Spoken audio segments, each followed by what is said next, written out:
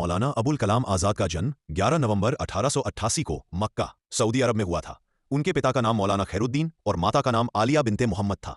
उनका परिवार धार्मिक शिक्षा और संस्कृति से जुड़ा हुआ था। बचपन से ही उन्होंने कुरान, अरबी, फारसी और इस्लामी साहित्य की शिक्षा प्राप्त की।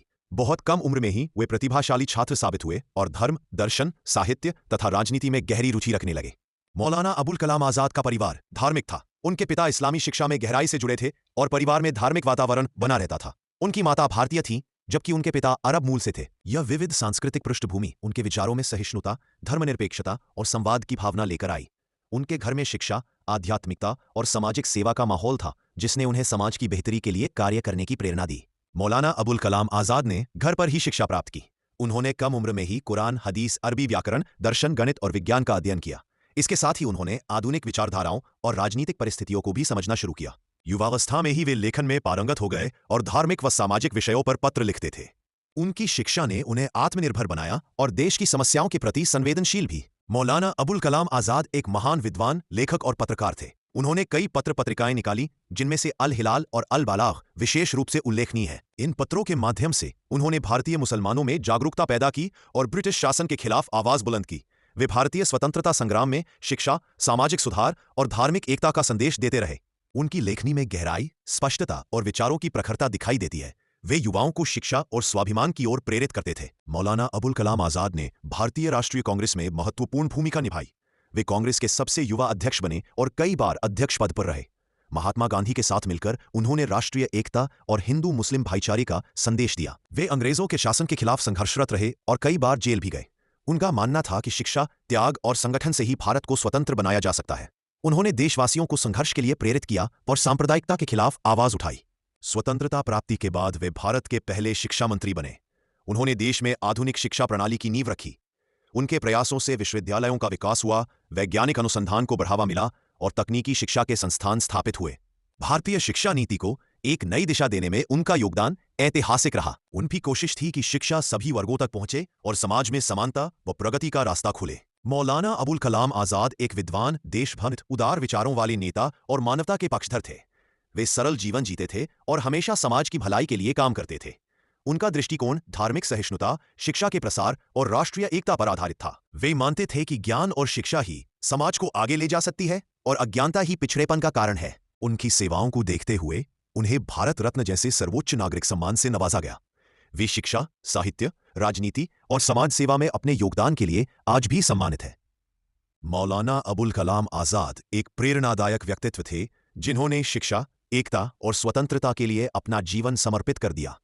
उनके विचार आज भी युवाओं को मार्गदर्शन देते हैं। वे भारतीय इतिहास के उन महान नेताओं में गिने जाते हैं, जिन्होंने समाज को ज्ञान, नैतिकता और राष्ट्र निर्माण का रास्ता दिखाया। उनकी विरासत आज भी प्रेरणा का स्रोत है। मौलाना आज़ाद ने पत्रकारिता को अपने विचारों के प्रचार का साधन बनाया।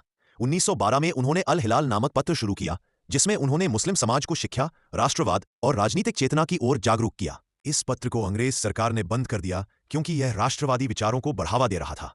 इसके बाद उन्होंने अल बालाग नामक पत्र निकाला, जिसमें भी उन्होंने ब्रिटिश शासन की आलोचना की और स्वाधीनता का संदेश दिया। उनकी लेखनी न केवल विचारशील थी, बल्कि उसमें भावनाओं की गहराई और समाज की समस्याओं के समाधान का दृष्टिकोण भी शामिल था। मौलाना आज़ाद ने भारतीय राष्ट्रीय कांग्रेस से जुड़कर देश की आज़ादी के लिए काम किया। वे गांधी जी के अनुयायी बने और अहिंसा, शिक्षा और हिंदू मुस्लिम एकता का समर्थन किया। वे कांग्रेस के अध्यक्ष बने और कई महत्वपूर्ण सम्मेलनों की अध्यक्षता की। उन्होंने कहा कि भारत की आज़ादी बिना एकता और शिक्षा के संभव नहीं है। उन्होंने युवाओं को संगठित कर स्वतंत्रता संग्राम में शामिल होने के लिए प्रेरित किया। उनकी राजनीति का उद्देश्य केवल सत्ता प्राप्त करना नहीं, बल्कि एक शिक्षित, जागरूक और आत्मनिर्भर भारत का निर्माण करना था। शिक्षा मंत्री के रूप में उपलब्धियां।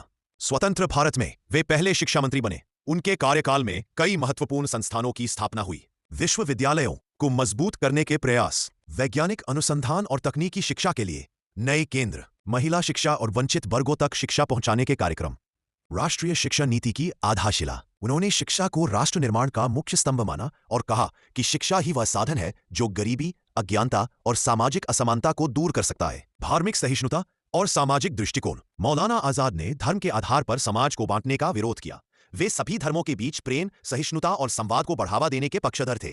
उनका मानना था कि भारत की ताकत उसकी विविधता में है और शिक्षा के माध्यम से ही लोग एक दूसरे को समझ सकते हैं। उन्होंने समाज में नैतिक मूल्यों को मजबूत करने के लिए धार्मिक शिक्षा को आधुनिक विज्ञान और तर्क के साथ जोड़ने की बात कही। स्वतंत्रता के बाद भी वे सक्रिय रहे और राष्ट्र निर्माण में मार्गदर्शन करते रहे।